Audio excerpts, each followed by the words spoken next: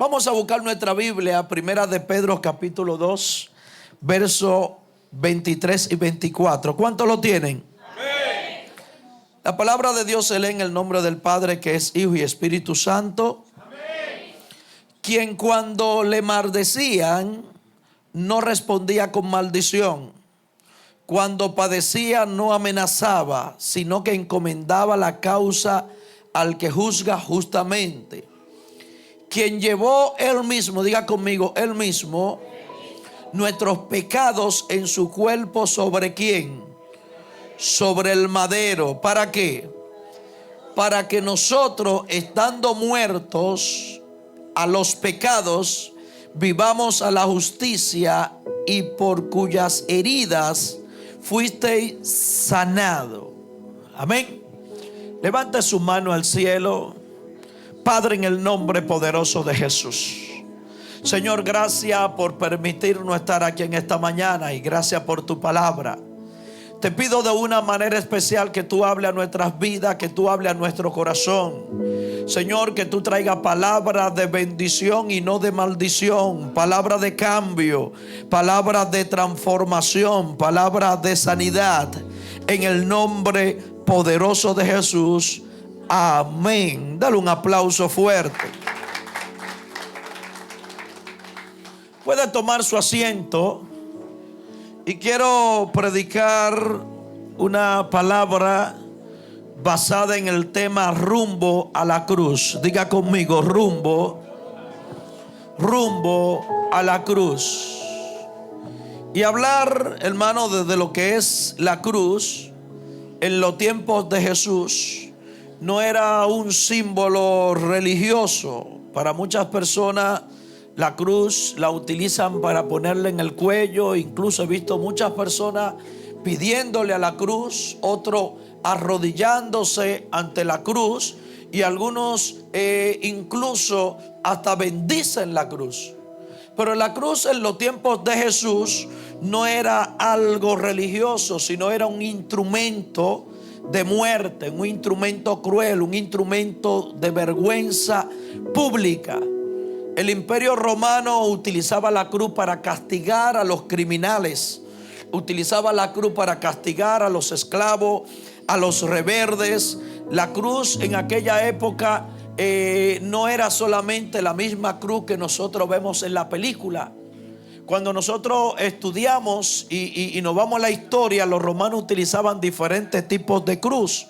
Había una cruz que se llamaba una cruz simple, que era donde ellos amarraban al condenado en un palo recto. Había otra cruz que era un tipo de T, que no tenía la parte de arriba, solamente era el palo cruzado y el otro en el medio. Había uno que era en forma de X y había otro que es el que aparece en la película, que forma una T cruzada que tiene los 4 puntos. Sin embargo, cada uno de esos puntos era algo normal para el pueblo romano, poder crucificar a alguien. En ese lugar era que llevaban a las personas que se rebelaban en contra del imperio, a las personas que eran muy malas, las personas que eran asesinos a sueldo, personas que blasfemaban en contra de lo que es el imperio romano, la cual la cruz no era un instrumento judío. Los judíos no tenían derecho para crucificar a nadie. Los judíos no tenían derecho ni tan siquiera para matar. Y es por eso que más adelante vamos a explicar cómo Jesús fue llevado y cómo terminó en ese lugar. Esa ejecución era diseñada para que exista un dolor extremo en las personas que llevaban ahí. Incluso muchas de las personas que llevaban a la cruz no morían por los golpes que le daban, sino era una muerte lenta. Algunas personas duraban hasta 6 días colgados en la cruz. Incluso se cree que la muerte de Jesús fue una de las muertes más rápidas que hubo. Una de las muertes que duró en más o menos 6 horas, porque comenzó como a las 9 de la mañana el sacrificio y ya a las 3 de la tarde ya Jesús había muerto. Ahora, la diferencia de Jesús es que Jesús no fue igual que cualquier otro preso, porque a Jesús lo crucificaron Pero antes de crucificarlo, a él lo golpearon, le pusieron una espina, le dieron con un látigo, donde cada vez que le daban un latigazo, cada latigazo de ese, cuando volvía hacia atrás, era un pedazo de carne del cuerpo de Jesús. Imagínese usted, además de la espina que le ponen, además de la sangre, además de los golpes, era una condena extrema que hizo hacia él, por tal punto cuando Jesús llega a la cruz, ya Jesús estaba casi muerto, ya Jesús estaba flagelado, ya Jesús estaba agotado. Algunas personas dicen que murió por un paro cardíaco, otros dicen murió de asfixia, otros dicen fue un colapso físico donde ya su cuerpo no podía aguantar. A tal punto que la evidencia para saber si estaba vivo o estaba muerto no fue tocarle, sino traspasar una lanza, donde a través del movimiento que tenga cuando la lanza le traspase, es que iba a determinar si Jesús ya estaba muerto. Por eso cuando la lanza la sacan, Jesús bota sangre y bota agua. El agua era señal de que ya los pulmones habían colapsado, que los pulmones estaban llenos de agua. No fue casualidad que cuando es traspasado por la lanza, él bota agua, y era una señal de que ya había muerto. Ese sufrimiento cargó Jesús en la cruz del Calvario. Ahora bien, en ese sufrimiento que Jesús experimentó, eso llevó un proceso, la cual no sucedió directamente cuando estuvo en la cruz. El proceso de la muerte de Jesús no comenzó en la cruz del Calvario, sino comenzó en un lugar específico conocido como el Getsemaní. Diga conmigo, el Getsemaní. Y usted va a decir, pastor, ¿por qué el Getsemaní? Porque en el Getsemaní yo creo que ocurrió la primera muerte de Jesús. ¿Por qué la primera muerte? Porque en Getsemaní sucedió lo que se conoce como una muerte espiritual. Por eso en el libro de Lucas capítulo 22 verso 41 dice: y él se apartó de ellos a distancia como de un tiro de piedra, y puesto de rodillas oró diciendo: Padre, diga conmigo, Padre, si quieres pasa de mí esta copa, pero no se haga mi voluntad sino la tuya. En el Getsemaní es que comienza realmente el camino hacia la cruz. En el Getsemaní es que Jesús experimenta lo que verdaderamente sufrir en la cruz del Calvario. ¿Por qué? Porque Jesús sabía lo que había padecer, y en ese momento él no está ante Pilato, él no está ante la cruz, sino que está delante de una oración, tomando una decisión de aquello que había de acontecer. En el Getsemaní es que Jesús se rinde completamente a lo que había de suceder. No sé si a usted le ha pasado que hay cosas que usted sabe que va a acontecer, que son malas, y antes de que le suceda ya usted se rinde a ello. Por eso yo creo que el primer paso de la muerte de Jesús, cuando iba rumbo a la cruz, no comenzó cuando le pusieron la cruz, sino comenzó cuando estuvo orando. ¿Sabe por qué? Porque en Getsemaní es que se rinden las decisiones. En Getsemaní es el que se da cuenta que vino en esta tierra, y es que se da cuenta cuál es el cumplimiento profético que se había determinado de él. Por eso la palabra Getsemaní viene del hebreo, que significa Getsemaní. ¿Sabe lo que significa Getsemaní? Significa prensa de aceite. En Getsemaní era donde se cultivaba el aceite. Pero ¿cómo se cultivaba el aceite? Era donde se machacaba el olivo. Es decir, que cuando Jesús va a la cruz, antes de ir a la cruz, primeramente llevado donde es machacado espiritualmente. Y muchas veces nosotros como iglesia tenemos que entender que para nosotros poder conseguir una victoria es necesario que primeramente vayamos al Getsemaní.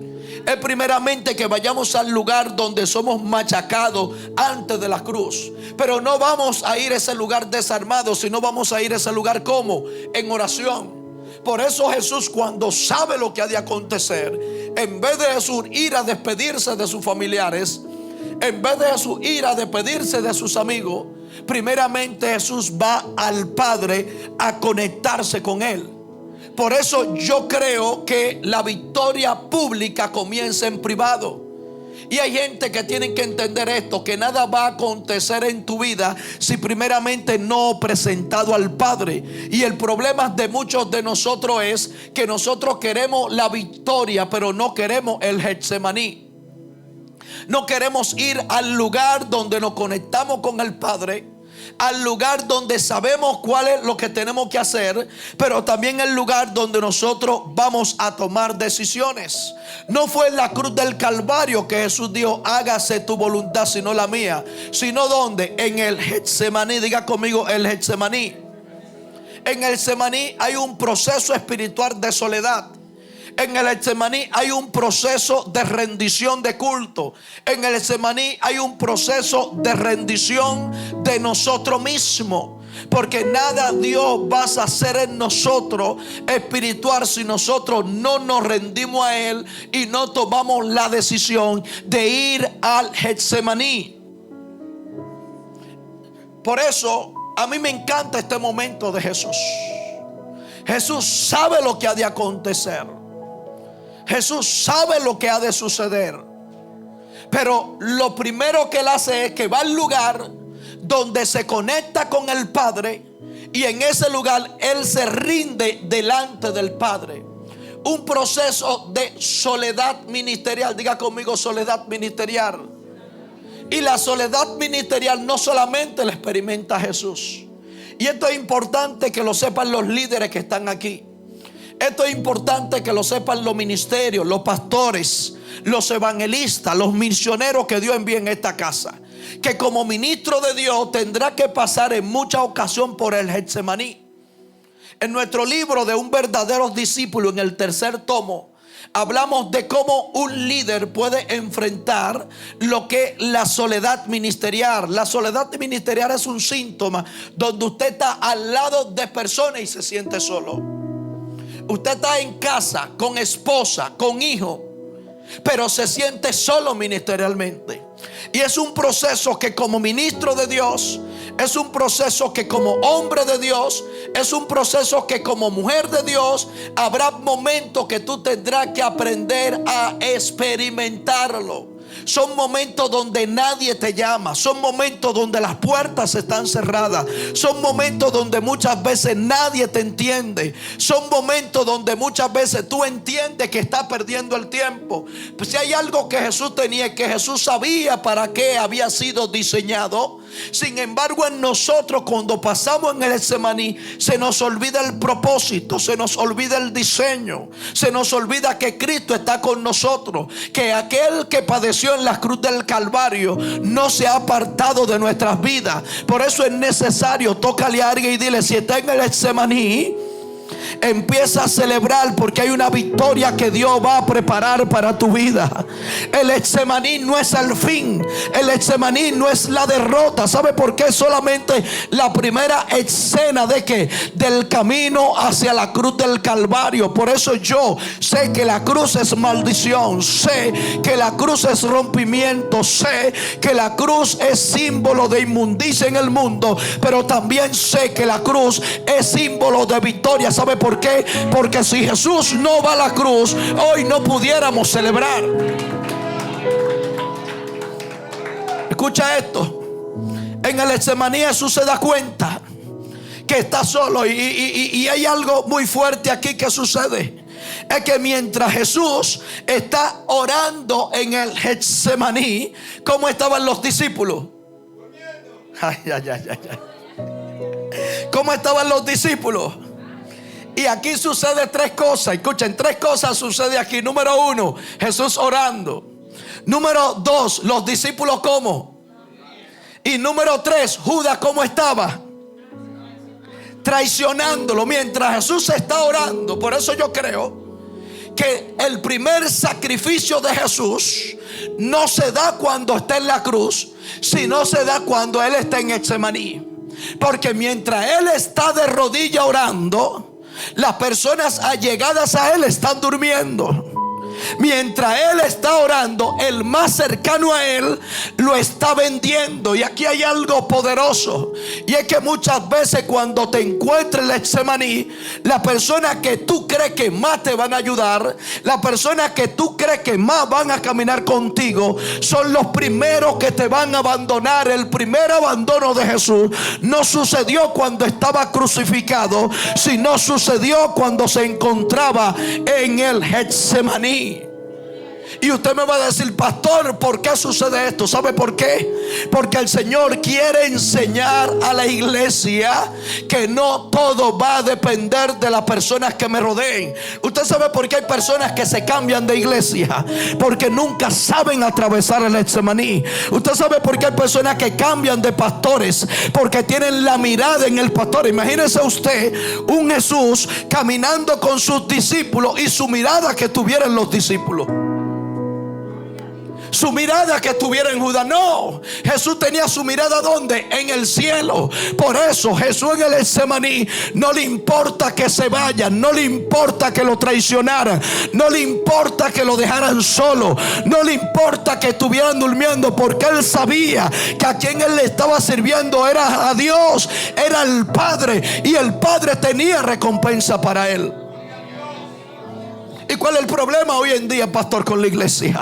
Que hay muchos creyentes que no saben atravesar en ese maní, porque todos los problemas que Dios permite para su vida le echan la culpa al pastor, le echan la culpa al líder, le echan la culpa al ministro, le echan la culpa al vecino. Y Dios te dice en esta hora: esto no es para culpar a nadie. Estén pendientes que si el mismo Jesús fue desamparado, si el mismo Jesús fue traicionado, ¿por qué no ha de acontecer contigo?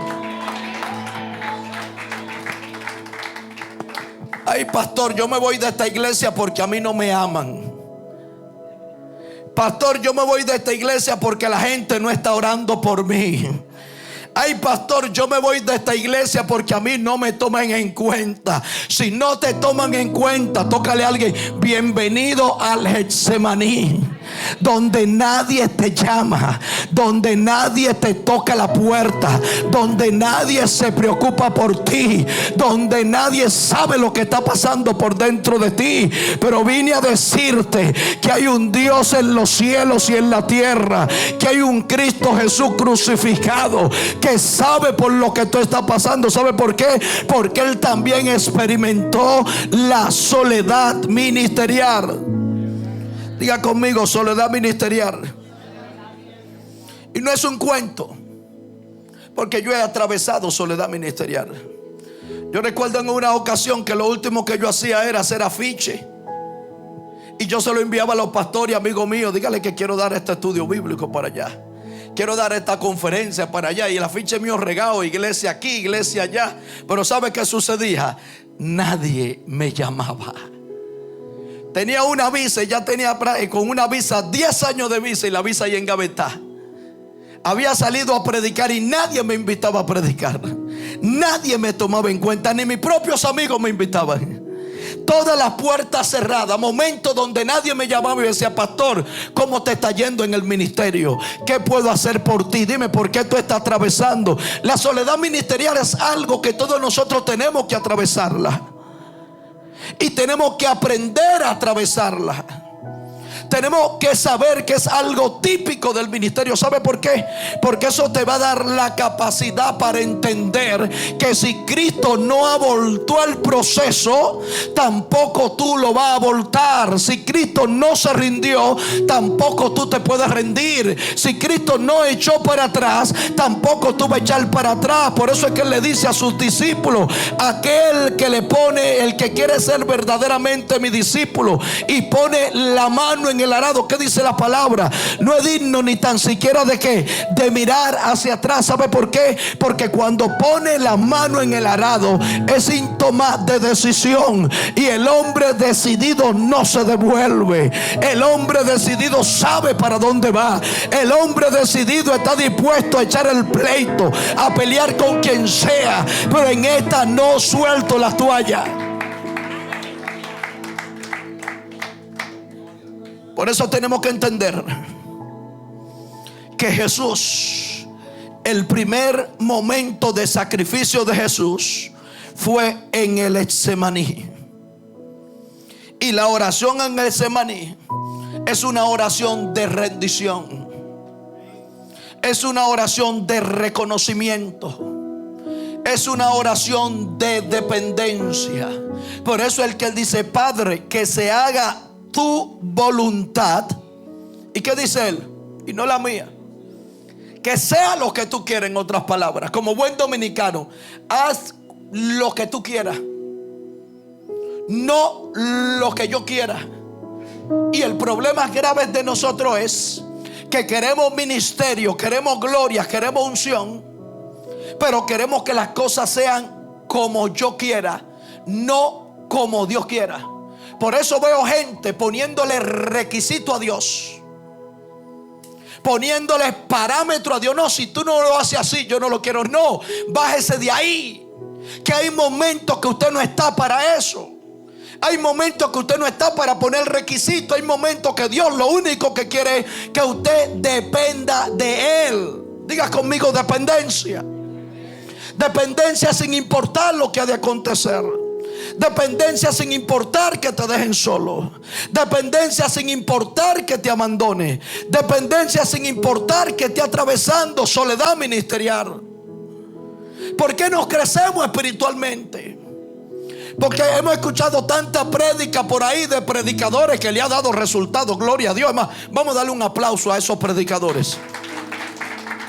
Y usted va a decir: pastor, ¿por qué le vamos a dar un aplauso? Bueno, esos predicadores que testifican que en una ocasión estaban en una noche orando y pusieron una silla y le dijeron al Espíritu Santo: siéntate ahí, vamos a hablar tú y yo.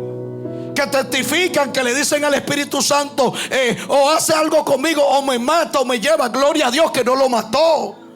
Gloria a Dios por esos predicadores que testifican que le pidieron a Dios una jipeta blanca, 3 filas de asiento, 2025, y fueron y le regalaron una de 2015 y le dijeron a Dios: no, yo no quiero esa porque fue de 2025, y se la devuelven, y después viene Dios y le trae la del 2025 que fue que le pidieron. Gloria a Dios por esos predicadores. Pero el Jesús que estaba en el Getsemaní no le dijo así al Padre. No le dijo: Padre, yo quiero ser crucificado en la cruz del Calvario, pero los clavos que yo quiero que me pongan sean clavos pequeños, que yo no derrame mucha sangre. Es más, yo quiero morir de un infarto cardíaco en el mismo momento que me pongan las espinas. Jesús no dijo así. Jesús dijo: Padre, que se haga tu voluntad y no la mía, tu voluntad. ¿Sabes? Porque cuando rinde tu voluntad a la de Él, Él va a hacer contigo lo que Él quiera.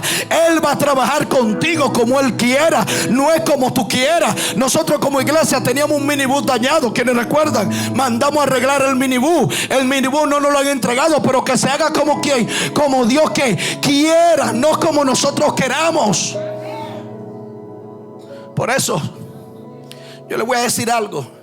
Muchos miembros de la iglesia se emparchan porque escuchan todos los predicadores y todos los testimonios, y no todos los testimonios y predicaciones son aptos para usted.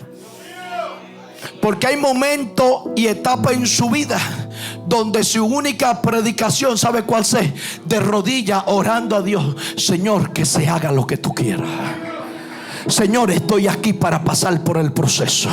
Señor, llévame donde tú quieras, méteme donde tú quieras, muéveme donde tú quieras.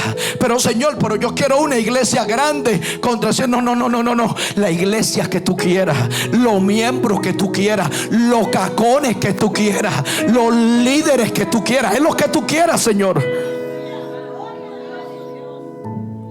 Pero a veces nos equivocamos.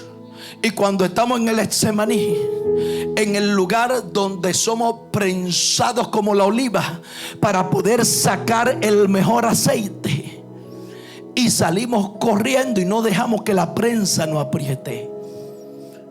Y cuando el oliva es apretada y no es apretada totalmente, se convierte en un desperdicio de material. Porque mientras más apretada es la prensa, mejor es el aceite que se puede sacar de ella. Y si Jesús permitió que nosotros llegáramos a ese momento, es porque Jesús tiene planes, tiene propósitos y tiene victorias con nosotros. Por eso no te preocupen si no te llaman, no te preocupen si no te buscan, no te preocupen si el guerrero tuyo de oración está durmiendo, no te preocupes si los guerreros tuyos, los que caminan contigo, hace rato que soltaron la toalla. Preocúpate por ti, mantente en la posición donde Dios te ha mandado, porque ahí Dios ofrece victoria. Pastor, mi esposo no quiere orar, que no ore. Pastor, mi esposa se descarrió, que se descarríe. No, porque si ella no va a la iglesia, yo no voy. No, si él no quiere ir a la iglesia, que no vaya. Pero manténgase usted ahí, porque ¿sabe qué? Probablemente usted sea el Jesús que Dios ha enviado para que aquellos que están durmiendo, o sea, aquellos que un día se levanten y se quieran sacrificar por usted. Usted no lo va a cambiar a los discípulos. Usted no va a cambiar el Getsemaní, no va a cambiar la prensa. Usted no va a cambiar nada. Lo único que usted va a hacer es conectarse en la voluntad del Padre, para que sea el Padre aquel que cambie lo que tiene que hacer. Tócale a Ari y dile: rumbo a la cruz. Rumbo a la cruz comienza en la Getsemaní. Rumbo a la cruz comienza cuando los discípulos se duermen y lo abandonan. Rumbo a la cruz comienza cuando el Judas lo traiciona. Pero también el rumbo a la cruz comienza cuando enjuician a Jesús siendo inocente, solamente por hacer la cosa correcta de parte de Dios. ¿Quiénes sabían que para Jesús ser crucificado necesitó 2 juicios?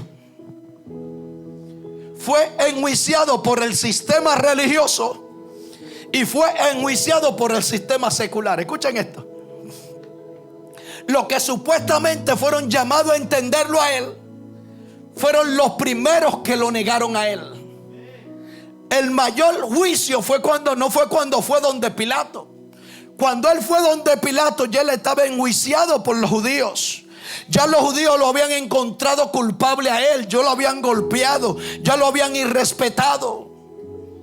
Por eso es que yo creo que rumbo a la cruz es un proceso que comienza desde Getsemaní y termina en la cruz del Calvario.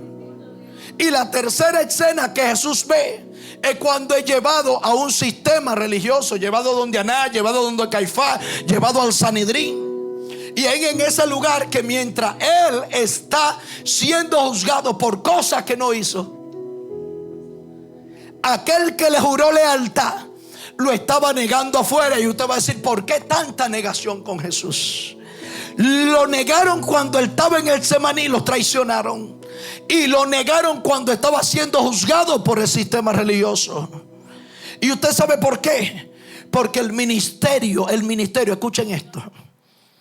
El ministerio es algo donde la traición y la negación le acompañan. No hay ministerio si no hay gente que se te quita del lado. No hay ministerio si no hay gente que te critica. No hay ministerio si no hay gente que se levantan en contra tuya. Pero gloria al Señor, que si Jesús pudo hacerlo, diga conmigo: yo también puedo hacerlo. Si Jesús pasó la prueba, yo también la puedo pasar. ¿Sabe que hay gente que te critican hasta por lo que ellos se imaginan? Escuchen esto. Hay gente que vienen al lado tuyo y te miran de arriba abajo y te miran los zapaticos brillosos. Y el hecho de tú tener los zapaticos brillosos, eso le incomoda a ellos. Ay, por el pastor vino hoy con esos zapatos lustrados.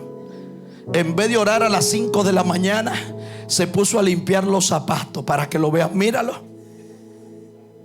Yo recuerdo que yo prediqué en una ocasión en una iglesia y se me dejó ver el reloj, y después alguien dio: no, porque hay gente que creen que los relojes finos y relojes caros. Hasta tener un reloj bueno, hasta eso te lo critican. Hasta una cadenita, hasta eso te lo critican. Porque hay gente que te van a criticar a ti no por lo que tú eres, sino por lo que ellos son. Porque una de las cosas por la cual Pedro negó a Jesús, no por lo que era Jesús, sino por la naturaleza de Pedro.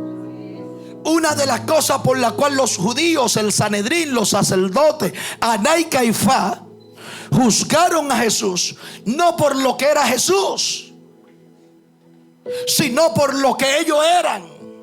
Porque lo que Jesús predicaba atentaba en contra del sistema religioso de aquella época. Es por eso que Jesús, para traer el cambio, lo primero que tiene que cambiar es la religión. Y con lo primero que va a chocar el sistema de Dios es con la religión. ¿Cuántos dicen amén? Pero lo voy a decir suavecito. Usted sabe cuánta gente no viene a esta iglesia y dicen allá afuera: yo no voy a esa iglesia porque en esa iglesia son muy modernos.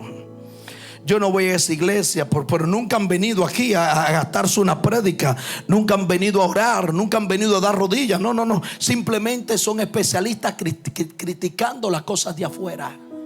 Porque la religión lo único que hace es criticar. La religión lo único que hace es ver falta y condenar, ver errores para ver en qué tú falles, en qué tú te equivocas. ¿Sabe para qué? Para decir, incluso hay personas que hasta vienen a la iglesia: déjame ver quiénes son ellos, para evaluar los defectos de ellos y entonces poder criticarlo o no volver más. A eso se le llama religión. ¿Sabe por qué? Porque a toda iglesia donde usted va a encontrar defectos, va a encontrar errores, va a encontrar problemas, va a encontrar dificultados. A quien usted tiene que evaluar se llama Cristo Jesús. A quien usted tiene que evaluar se llama aquel que murió en la cruz del Calvario. Por eso cuando Jesús llega, el primer sistema que choque con la religión de aquellos tiempos, con lo primero que él enfrenta es la religión. Y lo que más me impacta es que la religión él no la vence discutiendo con ellos, no la vence peleando con ellos, no la vence de que buscando texto bíblico, de que mira lo que dice aquí, mira lo que dice allí. No, vamos a debatir esos debates que hacen por televisión, que duran 2, 3, 4 horas, y gente cristiano tirándose los trapitos al sol, gente divulgando cosas que no son. Señores, eso no es el evangelio de Cristo. Eso no lo hace Cristo. Porque mientras Cristo era criticado, él se mantuvo callado, no abrió boca. ¿Sabe por qué? Porque él sabía que el mal se iba a vencer en la cruz del Calvario, en el sacrificio. No se iba a vencer hablando ni buscando quién tiene la razón. Por eso la tercera escena de Jesús camino a la cruz fue el sistema religioso. Y yo estoy seguro que el sistema religioso quedaron saltando con un pie. A tal punto, ¿sabe lo que hicieron ellos? Que ellos buscaron personas, le pagaron para que testificaran en contra de Jesús, para que hablaran en contra de Jesús. Cuando lo llevaron allá donde el Sanedrín, cuando lo sacaron de ahí, ¿sabe cómo lo sacaron? Maltratándolo, injuriándolo, bofeteándolo. Porque ya ellos habían tomado una decisión de que Jesús era el culpable, de que Jesús había fallado al sistema. Pero gloria a Dios por eso. ¿Sabe por qué? Porque si los religiosos no se levantan, probablemente Jesús no es crucificado. Y para Jesús poder vender con algo nuevo, todo tenía que romperse. Por eso después del sistema religioso lo llevan a donde Pilato. ¿Y quién era Pilato? El sistema secular, la ley secular. He escuchado gente donde dice: no, porque la ley está por encima de la palabra. No, la palabra está por encima de la ley. Por eso yo soy de los que creo que aquí se hace lo que dice la palabra. Camino conforme a la palabra, hago lo que dice la palabra. Ninguna ley humana, ninguna ley de hombre está por encima por lo que Dios ha determinado. Si no, pregúntenle a los que viven en Las Vegas, que me tocó estar por allá. En Las Vegas, ¿sabe qué pasa en Las Vegas? Que en Las Vegas la ley de promiscuidad es libre. La homosexualidad es libre. En Las Vegas, ¿sabe qué sucede en Las Vegas? El libertinaje, la cuestión de los juegos, eso es libre. No hay ley para los juegos. No hay ley para la sexualidad. No hay ley para que usted, no hay ley para usted contratar, como ellos dicen, trabajadoras sexuales.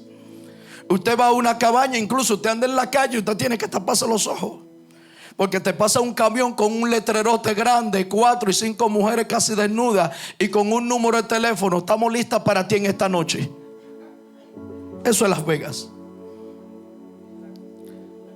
Cuando yo estaba caminando por el boulevard de Las Vegas, usted ve prácticamente las mujeres desnudas en la calle con un lazo, un cuartico allí, fumadera, cigarro, alcohol, 24 horas. Esa es la ley. Pues váyase para Las Vegas y empieza a fumar allá también, porque allá es legal. Por eso es que la ley humana no está por encima de lo que dice la palabra de Dios. Por eso primeramente la palabra y después la ley. Primeramente la palabra y después el sistema. Por eso cuando Jesús es crucificado y va camino rumbo a la cruz, Él quería demostrarnos a nosotros, Él quería hacernos entender a nosotros que ni la religión, ni el sistema secular, ni la ley judicial están por encima del camino, del propósito que Él va a determinar. Por eso cuando es llevado donde Pilato, Pilato no le encuentra a Él nada de qué acusarlo. ¿Sabe por qué? Porque ellos sabían que estaban juzgando a un hombre inocente. Sin embargo, diga conmigo, sin embargo, lo condenaron. ¿Y cómo entonces usted dice que el hombre es inocente y lo condenan como quiera? ¿Usted sabe por qué? Porque el sistema judicial del mundo, el sistema judicial del mundo siempre estará opuesto al sistema espiritual de Dios. En nuestro país, en nuestro mundo, no hay justicia.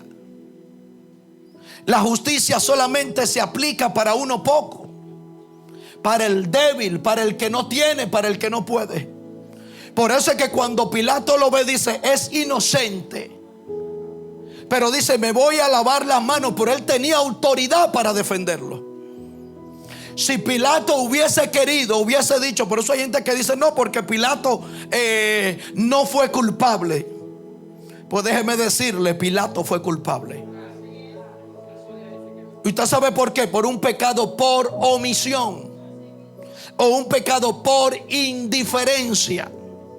Porque él sabía que era un hombre inocente y tenía la autoridad para impedir que ese hombre sea crucificado, y no hizo nada y se desligó del sistema para que sea el pueblo quienes lo acusaran. Pilato sabía que era inocente. Pilato sabía que habían pagado para que él sea preso. Pilato sabía que le habían levantado calumnia. Pilato sabía que Jesús no había hecho nada. Sin embargo, ¿qué hace? Se lava las manos en señal de que yo no tengo nada que ver con esto. Aún su propia esposa le dice, pero mira, hombre de Dios, ese hombre que tú estás crucificando ahí, ese hombre es inocente. Mira a ver lo que tú puedes hacer. Y dice, se lo voy a dejar al pueblo. ¿Sabe? Quitándose la responsabilidad de las manos. Pero en el mundo espiritual hay responsabilidad en usted que no se sueltan sin una acción. No hay manera de que usted vea a alguien. Es como yo digo aquí, lo digo en la iglesia y lo he dicho todo el tiempo, y lo digo cuando estoy dando doctrina. Si yo como pastor, escuchen esto, y lo digo aquí y lo digo virtual, si yo como pastor me encuentro con un miembro de que violó una niña y viene donde mí de que a confesarme, y yo lo sé que lo hizo, olvídese que yo soy el primero que lo voy a llevar preso. Soy el primero. Dice que no, pastor, que pecado. No. Usted vaya, arrepiéntase allí en la chirola y que Dios determine lo que va a hacer. Pero yo no puedo estar al lado de alguien sabiendo que está mutilando a alguien y yo quedarme con los brazos cruzados de que porque eso es algo espiritual. No. Lo espiritual, yo voy a actuar primero, pero no voy a pecar por indiferencia ni por omisión. Aquí viene alguien y se roba la bocina, ni lo quiera Dios. Y si yo me doy cuenta quién es, va preso. Y allá voy en la cárcel y le predico.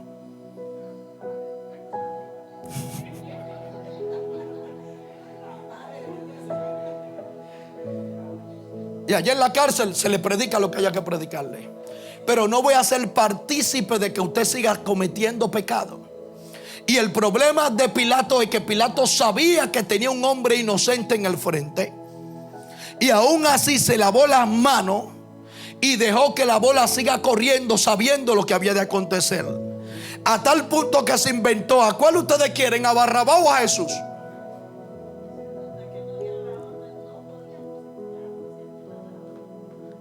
No había forma.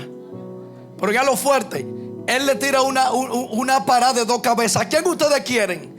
¿A Barrabás o a Jesús?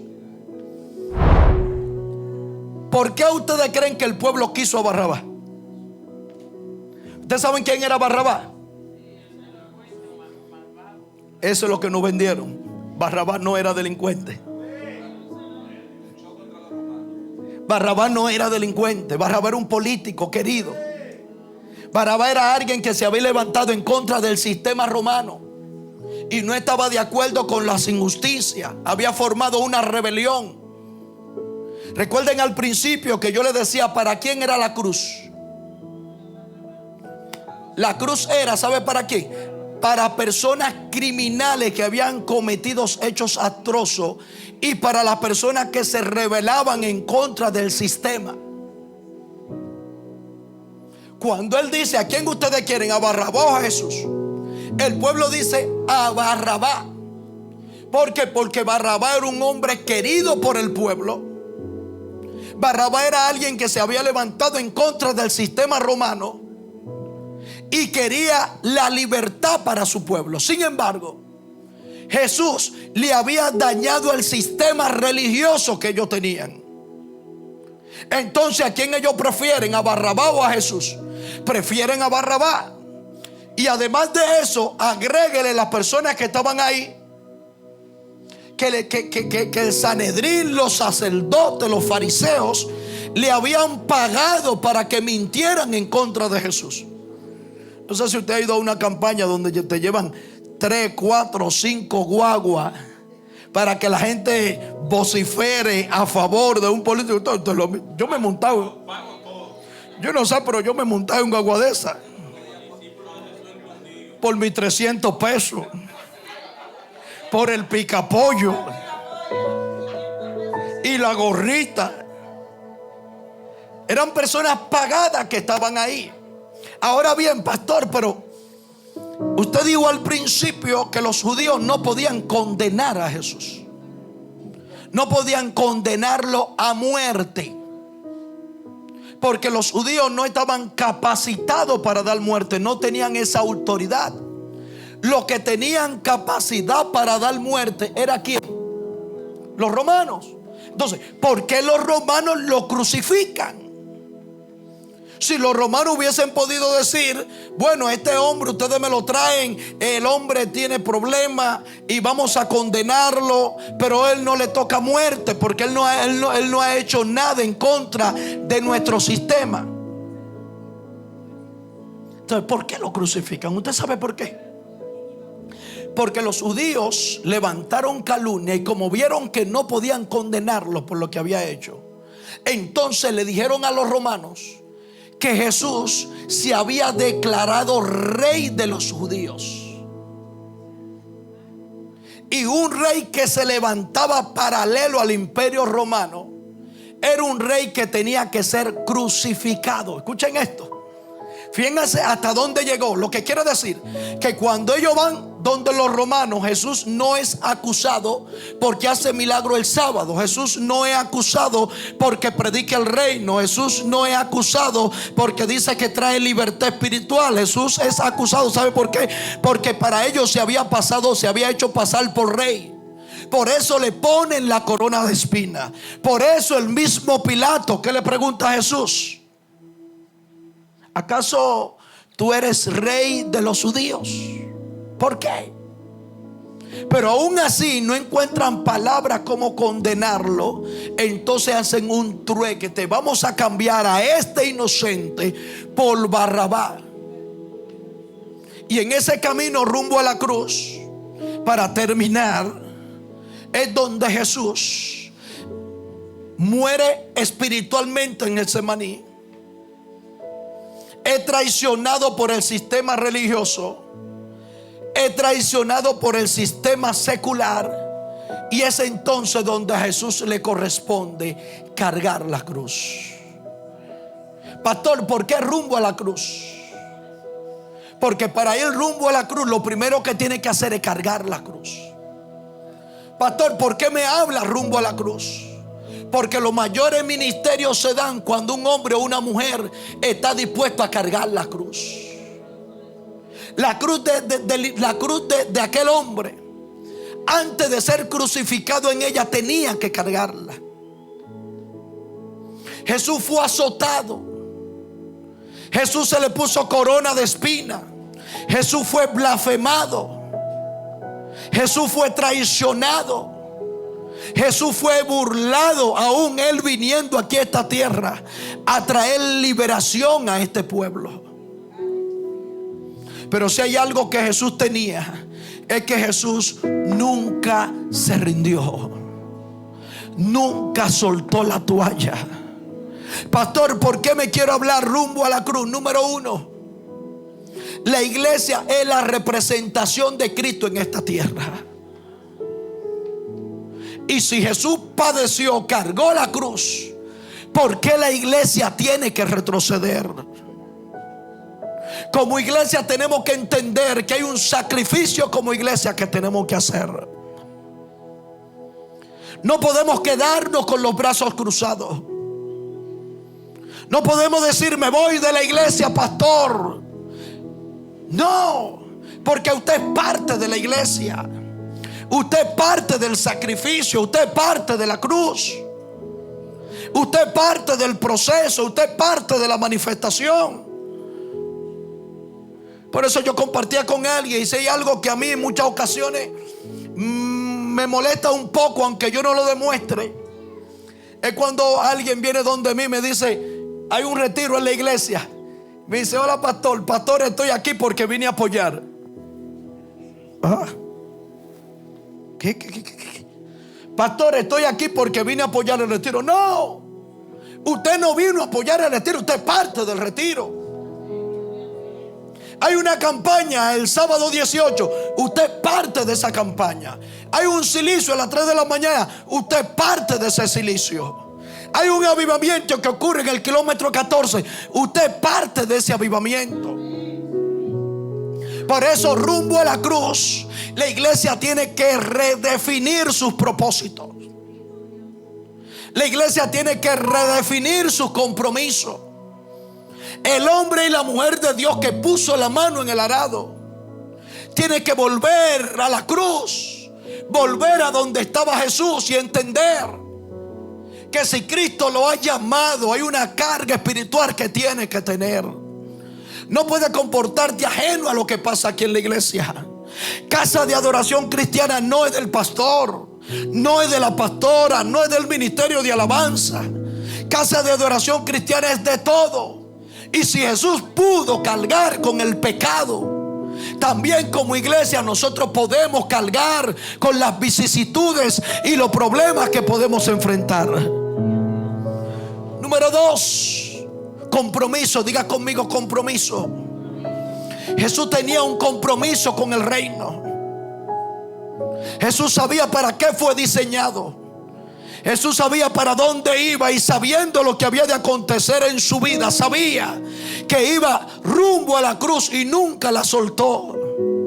Número 3, decisión. Como iglesia tenemos que tener decisión. Esta mañana compartía con los caballeros y hablaba del doble ánimo. Estaban hablando del doble ánimo, del dominio propio. Hablaban de la ira, y al final yo oré y decía algo. Dios me puso en el corazón.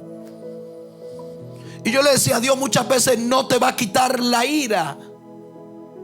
Muchas veces Dios no te va a quitar la carne. Va a tener la misma carne, va a tener los mismos pensamientos, te va a sentir mal, pero tú tienes que tener dominio propio para controlarlo.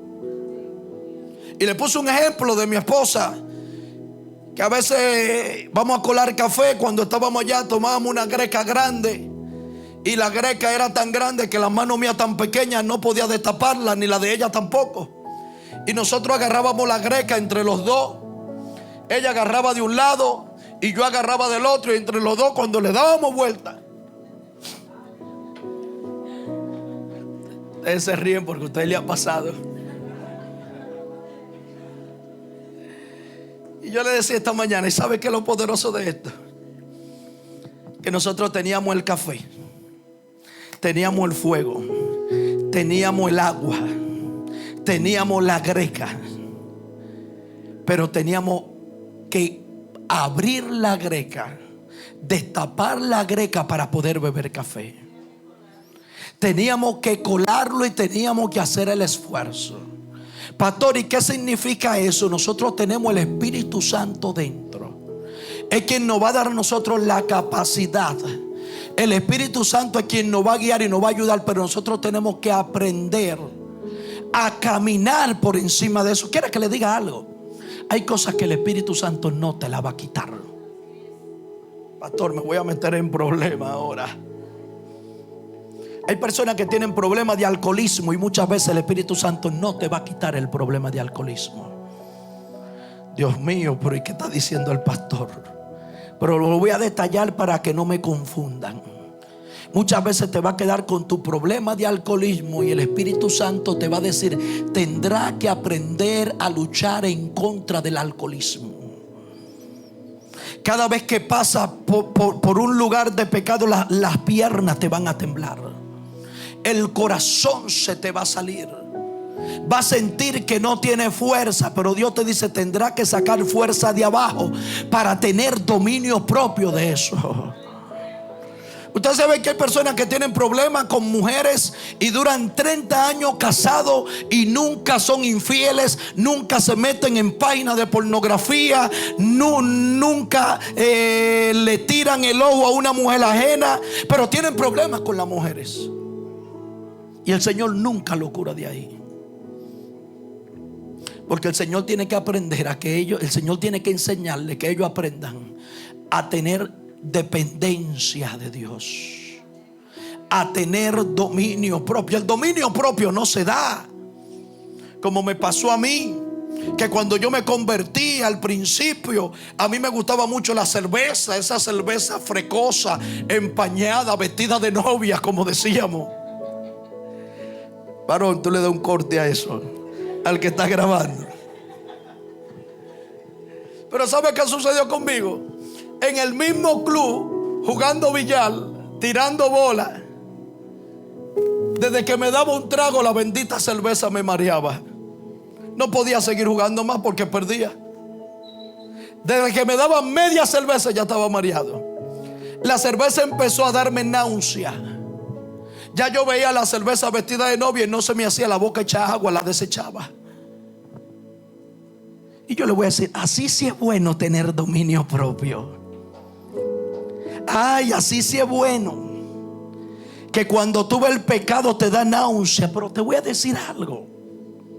Hay cosas que como iglesia tú vas a tener que aprender a luchar por ella, a luchar con ella, en contra de ella. Cosas que van a estar ahí y tú vas a tener que aprender a decirle que no. Tú vas a tener que aprender a tener dominio propio.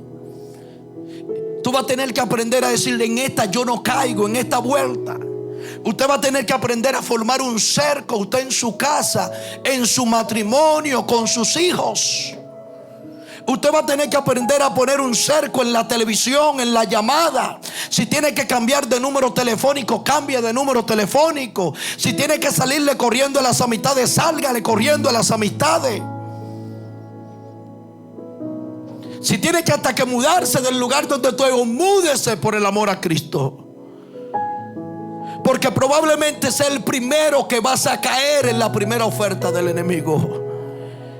Y muchas veces mi lucha con el pecado no va a ser cuando lo haga, sino cuando venga la oferta, porque no tengo fuerza para resistirme. Por eso, como hombre de Dios, tendrá que aprender a luchar con usted mismo en contra de la naturaleza pecaminosa, a luchar con usted mismo en contra de los levantamientos. Porque si hay algo que Jesús tenía cuando él estaba en el Getsemaní, ¿sabe cuál era? No fue que el Señor lo libró a él, nunca. Sus condiciones espirituales siempre supo que iba para la cruz. Siempre se sintió débil cuando iba para la cruz. Siempre Dios, no tengo fuerza, no aguanto. Pero estaba en oración. Hay debilidades en su vida que el Señor la va a permitir para que usted aprenda a luchar por ella. No te la va a quitar. Señor, quita esto de mí, como decía Pablo. Te la voy a dejar. Te lo voy a dejar. Lo que quiero ahora es que aprenda a tener dominio propio de ti mismo. Que aprenda a tener autocontrol. Que aprenda a caminar por en medio del pecado. Y aún te guste, tú aprenda a decir: no lo voy a hacer.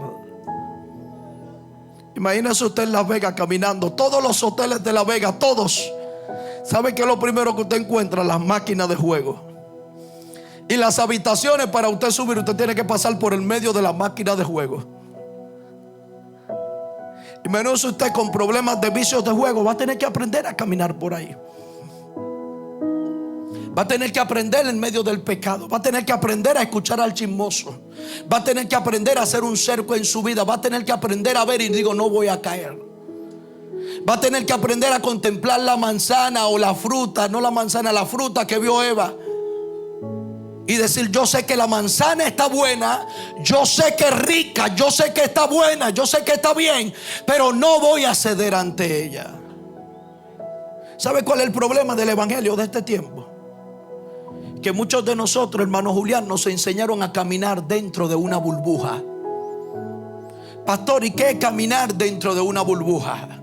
Yo estoy protegido, yo estoy guardado, los ángeles están a mi lado, en esta yo no caigo. Y tú ves que exceden su capacidad de dominio propio. A veces yo prefiero caminar como aquel que me siento vulnerable ante el pecado. Yo mejor prefiero caminar como aquel que yo sé que si piso un pie aquí me voy a caer.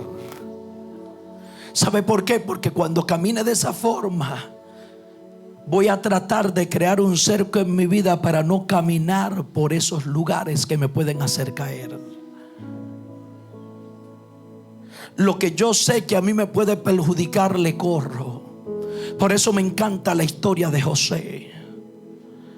Y es que José no se puso a pelear con la mujer de Potifar, a decirle: no, porque mira, yo soy un hombre de Dios, yo soy un hombre ungido, mira, yo tengo un propósito divino, mis padres tuvieron un sueño. No, ¿qué hizo José? Corrió, porque sabe que él iba rumbo a la cruz, iba rumbo al propósito. Y no había tiempo para poder estar hablando con la mujer de Potifar. Con el pecado no se habla. Con el pecado no se discute. Al pecado se le sale corriendo. Aquí no hay fuerte. Por eso el apóstol Pablo dice que el que esté firme, que vele, que no caiga. Aquí no hay fuerte. Aquí no hay poderoso. El poderoso se llama Cristo Jesús. Por eso rumbo a la cruz tendrá que aprender a tomar decisiones. Tendrá que aprender a tener compromiso con el reino. Tendrá que aprender que tú eres la iglesia y tú eres el que el Señor ha mandado para este tiempo.